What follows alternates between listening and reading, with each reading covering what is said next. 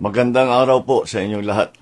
Ngayong araw, ipagpagpatuloy ko po ang mga report sa taong bayan tungkol sa mga natuklasan ng iba't ibang ahensya ng pamahalaan tungkol sa mga flood control project na nakita natin na ghost project o hindi maganda ang pagkagawa.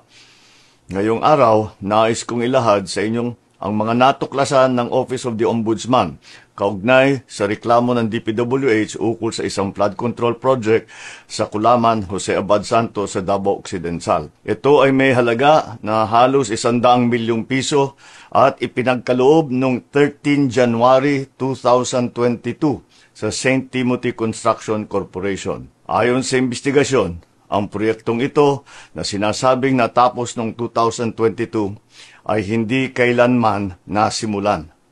Sa inspeksyon ng CIDG noong 25 September 2025, natukoy na walang anumang konstruksyon sa lugar na yon.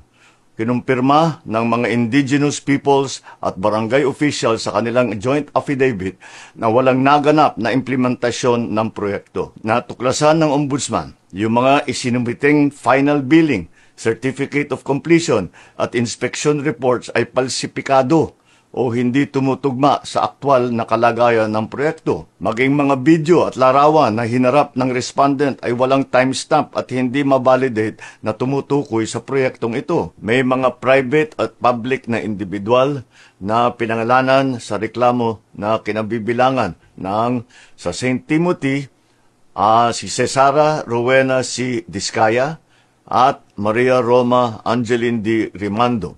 Meron pang iba, mga ibang nasa ahensya ng DPWH na nasama rin sa kasong ito.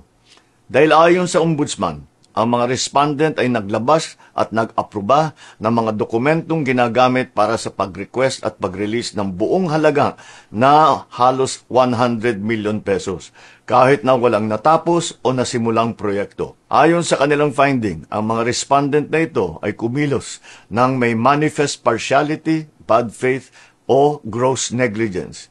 Nagdulot sila ng undue injury sa gobyerno at nagbigay ng unwarranted benefit sa kontraktor. At may pakikialam ang ilang private respondents sa nangyaring sabwatan.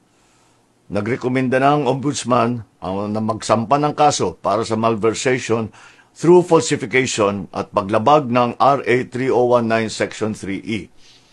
Ang malversation ay non-bailable. Mabigat ito dahil hindi nila mababayaran ang kanilang paglaya. Pag naisampa na ang mga kasong ito sa korte, ang susunod na hakbang ng judiciary ay ang paglabas ng arrest warrant para sa mga pinangalanang individual. I have directed DILG and the PNP to ensure that they know the whereabouts of Discaya at nung iba pa para paglabas ng arrest warrant ay maareston sila kaagad. Umpisa pa lang ito. Marami pa tayong ipapakulong at marami pang magpapasko sa kulungan. Maraming salamat.